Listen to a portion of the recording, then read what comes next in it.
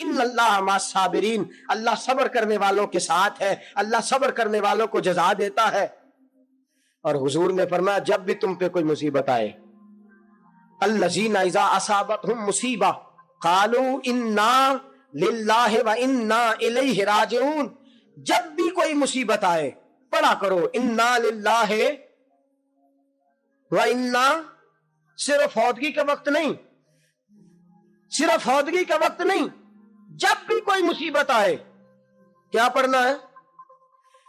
انا للہ و انا الیہ۔ اور یاد رکھیے مصیبتیں اللہ کے پیاروں پر آتی ہیں۔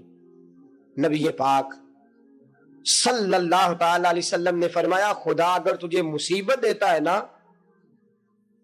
اور ان مصیبتوں پر جب اللہ تجھے قیامت میں اجر دے گا، دنیا میں رب تجھے جو مصیبتیں ڈالتا ہے ان مصیبتوں پر جب قیامت کے دن اللہ تجھے اجر دے گا تو تیرا دل چاہے گا کاش سکون ہوتا ہی نہ، آزمائشیں ہی آزمائشیں ہوتی، کاش سکون نہ ہوتا، آزمائشیں ہی آزمائشیں ہوتی۔ جب تو وہ اجر دیکھے گا، جہاں صبر نہ ہو وہاں درجنوں مصیبتیں ہوتی ہیں، اور جہاں صبر ہوتا ہے وہاں خدا کے جلوے ہوتے ہیں، جہاں صبر ہوتا ہے وہاں اللہ کا کرم ہوتا ہے، جہاں صبر ہوتا ہے خدا کی عطا ہوتی ہے۔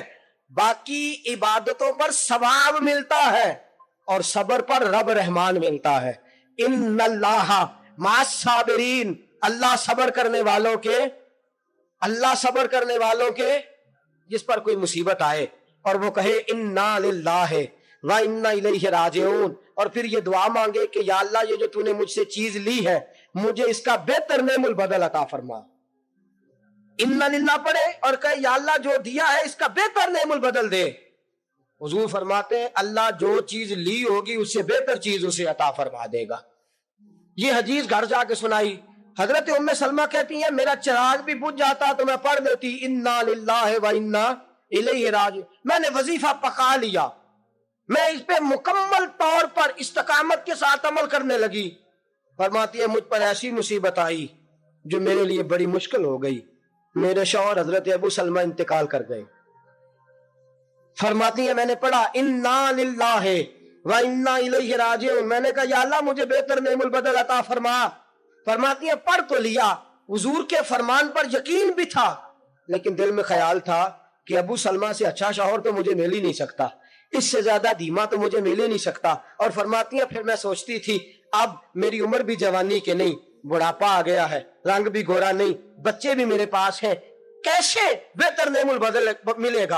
اور دوسری جانب حضور کی حدیث ہے کہ اگر تم مصیبت کے وقت پڑھو گے انا للہ و انا الیہ راجعون، مصطفیٰ کا فرمان بھی بدل نہیں سکتا، جو دن کو کہہ دیا دن ہے تو دن نکل آیا، جو شب کو کہہ دیا شب ہے تو رات ہو کے رہی۔ خدا نے ان کی زباں کو وہ اختیار دیا جو نکلی منہ سے ان کے وہ بات ہو کے رہی۔ یہ تو ہو نہیں سکتا کہ حضور فرمائے اور ایسا ہو نہ۔ فرماتی ہیں پڑھ بھی لیا، عدت کے دن مشکل سے گزارے، عدت ختم ہوئی، میرے دل میں حدیث بھی ہے کہ حضور نے فرمایا اللہ بہتر نعم البدل دے گا، اور دوسری جانب یہ بھی ہے کہ ابو سلمہ سے اچھا شوہر نہیں مل سکتا۔ فرماتے ہیں لوگوں حضور کے فرمان پر قربان جاؤں اور مصطفیٰ کریم کی حدیثوں کے نثار جاؤں۔ مجھے تو اس وقت پتا چلا جب اللہ کے رسول نے پیغام بھیجا کہ میں تیرے ساتھ نکاح کرنا چاہتا ہوں۔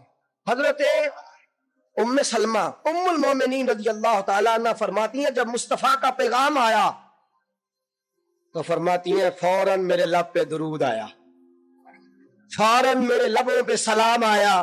میں نے کہا محبوبہ جو بھی فرماتے ہو سچ ہی فرماتے ہو، جو بھی کہہ دیتے ہو کمال ہی کہہ دیتے ہو۔ یا رسول اللہ میں کہتی تھی مجھے ابو سلمہ سے اچھا شوہر نہیں مل سکتا، اللہ نے مجھے کائنات میں سب سے اچھا شوہر عطا فرما دیا، کائنات میں سب سے۔ میں نے صبر کیا اور حضور کے فرمان پر عمل کیا کہ مصیبت آئے تو کہو انا للہ و انا الیہ راجعون۔ میں نے صبر کیا، شکر کیا، اللہ نے مجھے دھرتی پہ سب سے اچھا شوہر دیا۔ اور حضرت ام المومنین ام سلمہ رضی اللہ تعالیٰ عنہ عرض کرتی ہیں یا رسول اللہ میرا رنگ بھی گورا نہیں، حضور عمر بھی میری بڑھاپے کے قریب ہے، بچے بھی ہیں، روپ بھی نہیں تو میرا رنگ بھی نہیں، میری رومی ورگی چال بھی نہیں تو میرا جامی ورگا عشق حضور کوئی ایسی چیز نہیں جو آپ کے قابل ہو. یا رسول اللہ تو امیر حرم میں غریب بے نوا تو کجا من کجا. میرے حبیب نے فرمایا ام سلمہ تیرے پاس غربت بھی ہے, پریشانی بھی ہے, بچے بھی ہیں, مجھے پتا ہے کوئی تیرا سہارا نہیں بنے گا, اور جس کا کوئی سہارا نہ بنے اس کا میں بنا کرتا ہوں. فرمایا اس لیے تیرے ساتھ نکاح کرنا ہے تاکہ تجھے سہارا میسر آ جائے.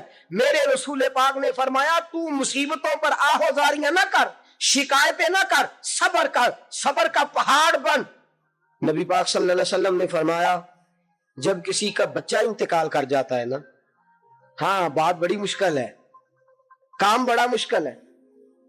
جب کسی کا بچہ بیٹا یا بیٹی انتقال کر جاتا ہے, وہ کسی دانشور نے کہا تھا کہ میرا باپ انتقال کر گیا, 6 مہینے گزرے تو میرا 18 سال کا بیٹا بھی انتقال کر گیا.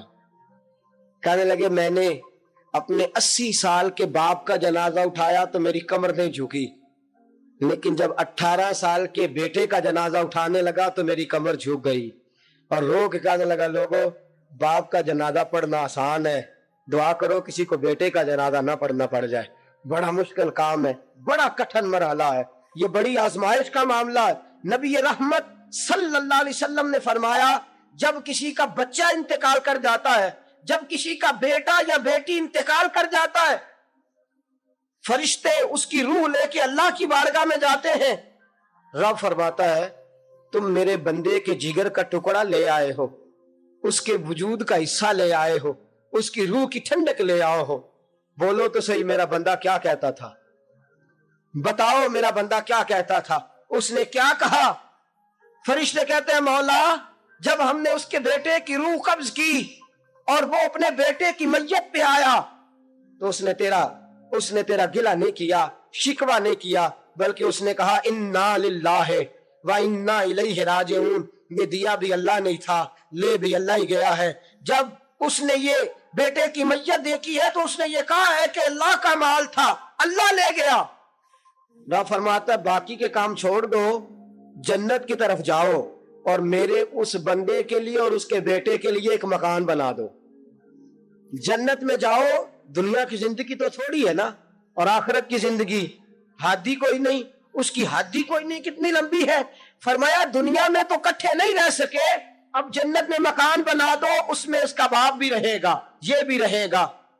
حضرت ابو ہریرہ رضی اللہ تعالیٰ عنہ فرماتے ہیں اللہ کے محبوب صلی اللہ تعالیٰ علیہ وآلہ وسلم کے صاحبزادے جناب ابراہیم علیہ السلام فرماتے ہیں حضور کے صاحبزادے آپ رات کو جب ان کی ولادت ہوئی تو نبی کریم علیہ السلام ہمارے درمیان آئے.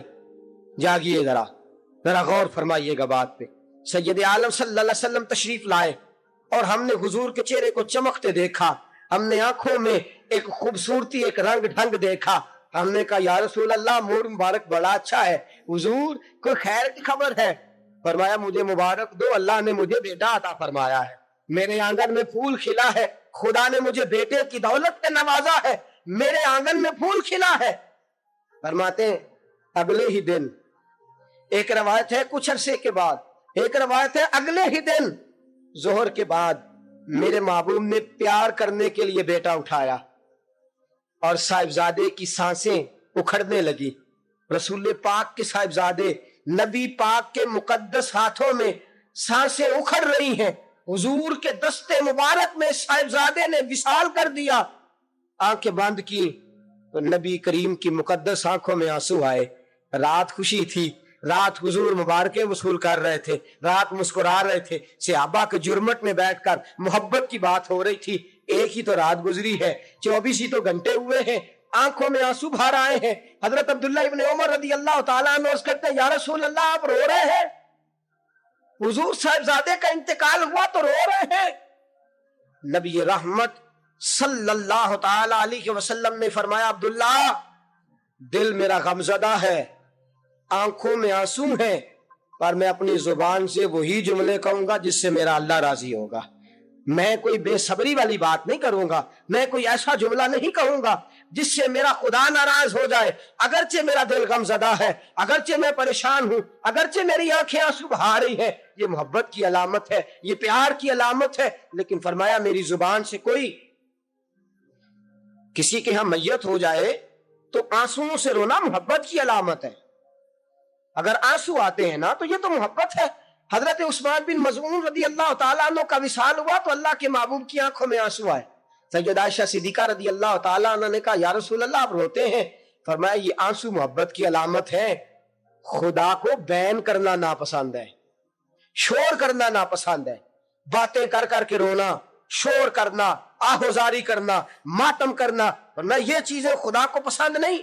شور کرنا بالخصوص خواتین اس بات پہ ضرور توجہ کریں, اس کی باتوں کا تذکرہ کر کر کے رونا, اونچی اونچی آواز میں بیان کرنا اور بار بار تڑپ تڑپ کے کہنا کیا بنے گا, کہاں جائیں گے, کیسے گزر اوقات کریں گے, یہ جملے کہنا اللہ کے رسول کو اتنا ناپسند ہے, اتنا ناپسند ہے کہ نبی پاک صلی اللہ علیہ وسلم نے فرمایا جو عورت میت پر بیان کرتی ہے یا جو شخص ماتم کرتا ہے, فرمایا وہ تو میری امت میں ہی شامل نہیں ہے. فرمایا میں تو اس کو شامل ہی نہیں سمجھتا. لیس منی, وہ ہم میں سے نہیں ہے. صبر کرے, ٹھہر جائے, اللہ کی رضا پہ راضی ہو جائے, قضا پہ راضی ہو جائے, جھک جائے خدا نے. اتنا شور کرنا, اتنی آہوزاری کرنا, اور معاذ اللہ بعض اوقات تو کفریہ جملے بولے جاتے ہیں, کفریہ جملے بولے جاتے ہیں. انتقال ہو گیا, تبھی موت چلا گیا, ہارٹ اٹیک سے انتقال, تو کہتے ہیں ہم پہ ظلم ہو گیا ہے.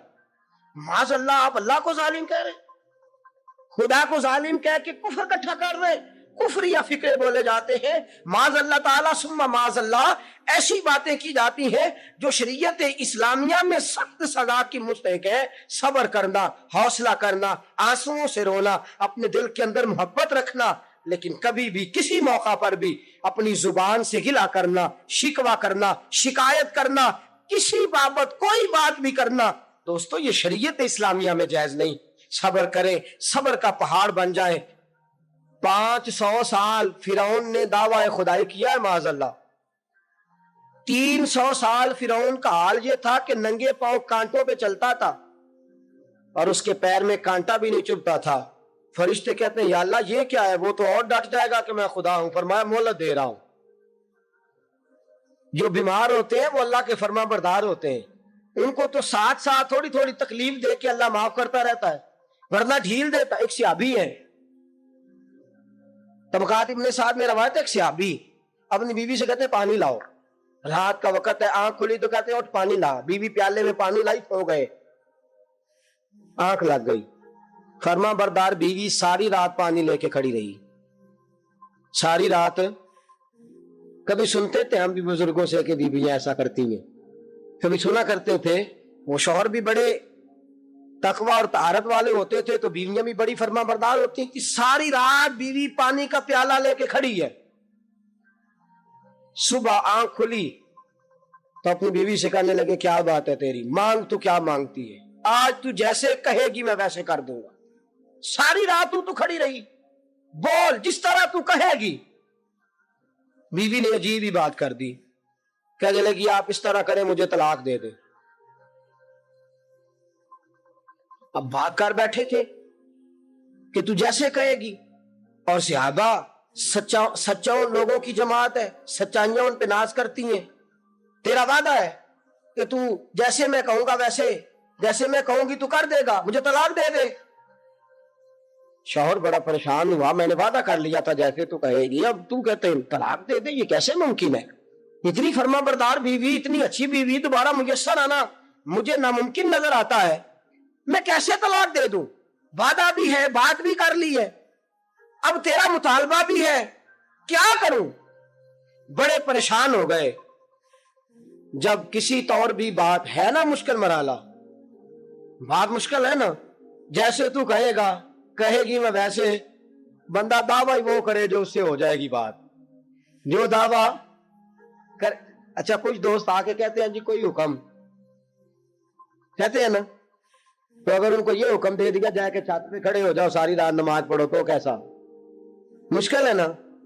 تو بندہ یہ کیوں نہ کہے کہ جناب آپ حکم کریں, اگر میری पहुंच में हुआ तो मैं उस पर अमल करूंगा। और फिर अगर हुक्म सुनाया जाए ना, मैं तो कभी कभी जो दोस्त किस्म के मेरे ताल्लुक वाले लोग हैं, वो कहते हैं ना कोई हुक्म, तो मैं कहता हूं पहले पक्की बात करो, पूरा करोगे ना। ऐसे नहीं हुक्म करा लेना चाहिए, पहले पक्की बात करो, कर लोगे जनाब कोई हुक्म किसी किस्म का। हालांकि ऐसा हो सकता, यहां तो बंदा अच्छा सियाबी कह बैठे कि जैसे तू कहेगी कर लगी तलाक दे दे। बड़े परेशान हुए, कहने लगे एक मौका देती है, सुबह चलेंगे हुजूर की बारगाह में और हम दोनों अपना मसला पेश करेंगे, फिर जैसे अल्लाह के नबी फरमाएंगे वैसे कर लेंगे।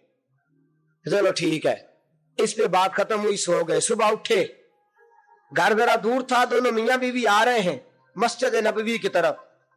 रस्ते में बीवी शौहर को ठोकर लगी और इतना सख्त गिरे, एक जख्म पैर पे, एक हाथ पे, एक सर पे, खून बहने लगा। बीवी कहने लगी उठिए और घर चलिए, मुझे तलाक नहीं चाहिए। उठे, घर चले, मैं आपकी मरहम पट्टी करती हूं, घर चलते हैं, मुझे नहीं तलाक चाहिए।